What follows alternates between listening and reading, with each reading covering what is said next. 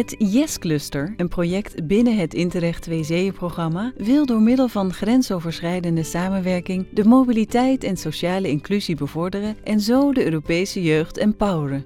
De bedoeling is om jongeren naar verschillende trajecten toe te oriënteren.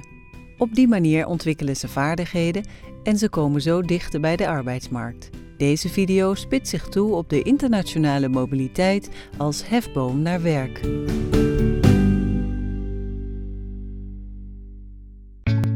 ADIS is een organisatie die jongeren en werkzoekenden sociaal en professioneel ondersteunt. Door hen van een internationale ervaring te laten proeven, krijgen jongeren via ADIS optimale kansen om te groeien in hun persoonlijke talenten en om hun ambities ten volle te ontplooien. On considère que la mobilité internationale est un moyen pour améliorer, pour démultiplier les capacités des individus à acquérir des compétences et une expérience qui leur permettra d'avoir plus de choix.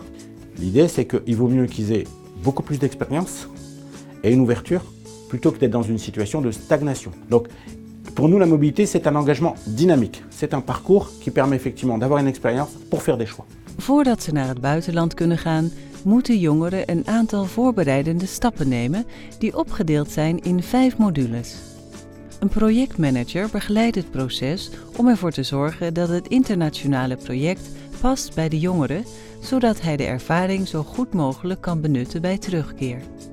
Le parcours commence par une réunion d'information, tout simplement, où toute personne qui souhaite connaître nos activités, la façon dont on va les accompagner, peut venir du coup à cette réunion d'information. Cette réunion d'information nous permet de présenter notre accompagnement, mais aussi les différents dispositifs que nous proposons, les différents parcours que les jeunes peuvent avoir avec nous pour la réalisation de projets de mobilité internationale. Je suis venue déjà à une première réunion d'information à l'ADIS, parce que je venais de terminer mes études et je souhaitais avoir une première expérience professionnelle à l'étranger, notamment pour développer diverses compétences et aussi des compétences professionnelles et linguistiques également. Suite à cette réunion d'information, nous proposons en fait aux participants de venir faire un premier entretien, nous appelons en interne l'entretien d'identification. L'entretien d'identification, ça a été le moment pour moi de vraiment parler du coup de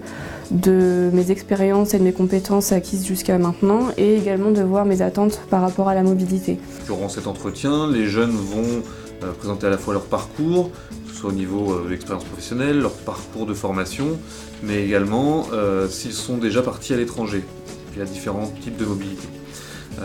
Et puis nous allons apprendre à en savoir plus sur les jeunes participants, quels sont sur le long terme les objectifs de ce type d'expérience, qu'est-ce que ça va leur apporter dans leur parcours. Ça nous permet de savoir s'il est pertinent pour nous d'accompagner cette personne. J'ai reçu du coup par email un message d'un des chargés de projet de l'ADIS me disant que je pouvais être accompagnée sur une mobilité professionnelle.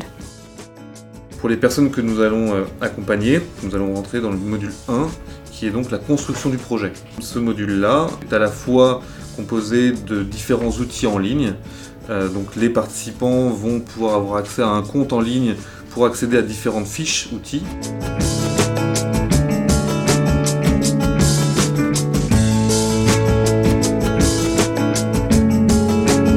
On m'a donc demandé d'aller sur la plateforme en ligne. C'est un endroit où tous mes documents sont stockés et j'ai dû donc dans un premier temps faire mon CV Europass en ligne et également remplir une lettre pour décrire mon parcours et quel projet je souhaiterais effectuer.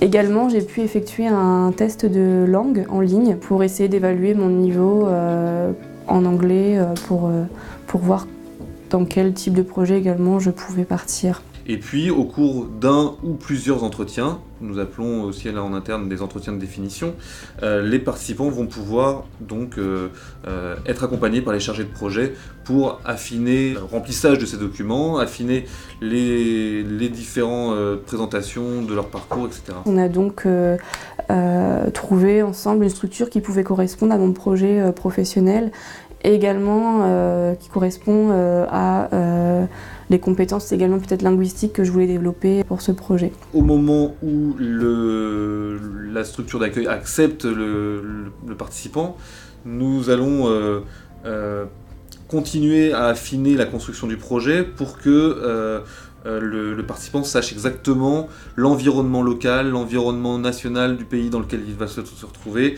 les spécificités même du projet, quel type d'activité, comment est la structure, etc. Et donc ça, nous avons là aussi encore sur notre passeport mobilité, donc l'outil en ligne, nous avons un certain nombre de fiches que le participant va devoir compléter pour justement apprendre à connaître le projet vers lequel il va s'orienter. Du coup, je souhaitais effectuer un stage en relation avec des projets européens. Et l'ADIS avait donc des partenaires forcément dans ce domaine. Et avec l'aide du coup de l'ADIS, j'ai postulé auprès d'un des partenaires qui m'a ensuite accepté pour le stage professionnel. Une fois que l'ensemble des documents sur ce passeport de mobilité en ligne sont complétés, nous allons pouvoir passer au module 2 qui est la validation du projet. Cette validation, c'est simplement un entretien qui va permettre d'officialiser le fait que le participant va partir avec l'ADIS sur ce projet de mobilité.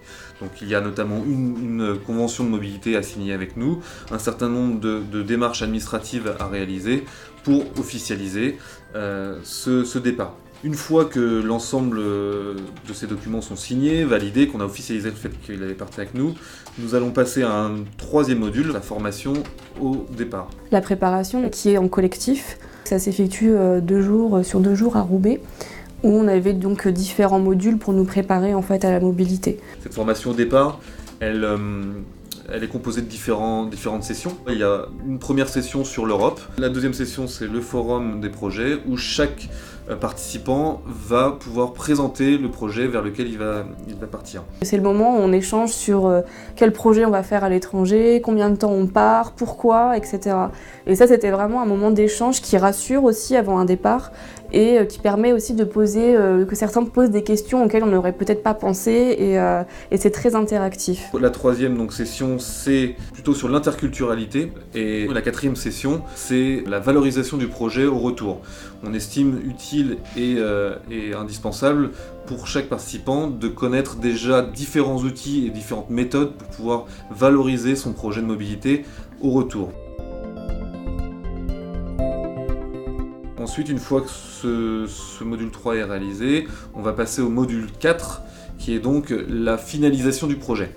Donc c'est encore par le biais d'un entretien individuel lors duquel on va faire les dernières démarches administratives et logistiques, l'achat des billets, de transport international, la signature d'une convention de partenariat qui inclut également la structure d'accueil, puisque la structure d'accueil a également un certain nombre d'obligations, de devoirs vis-à-vis de l'ADIS et vis-à-vis du participant qu'ils vont accueillir. Et puis il y a également les derniers détails en lien avec l'accueil, les conditions d'hébergement, etc. C'est les dernières petites questions en fait, plus qu'on peut se poser avant de partir, et c'est un entretien aussi qui m'a beaucoup apporté pour finaliser en fait ma préparation vraiment au départ. Na al deze stappen is de dag van vertrek eindelijk aangebroken. Caroline vertrok naar Palermo in Italië om er een stage te volgen bij CESIE.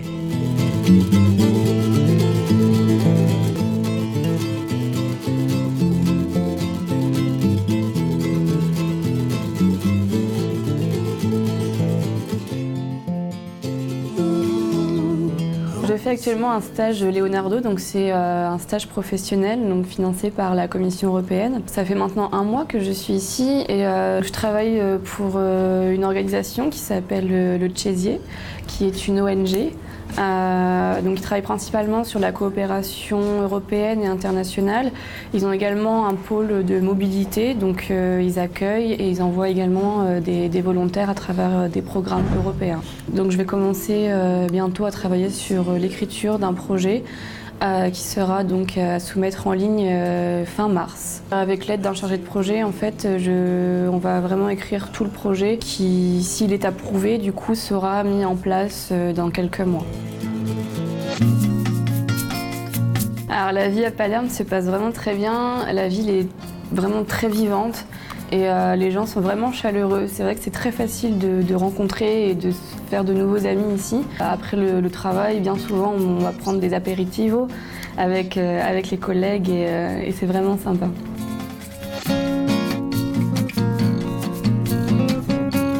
Enkele dagen na aankomst ontvangt de deelnemer een e-mail met verschillende opvolgingsvragen over de buitenlandse ervaring.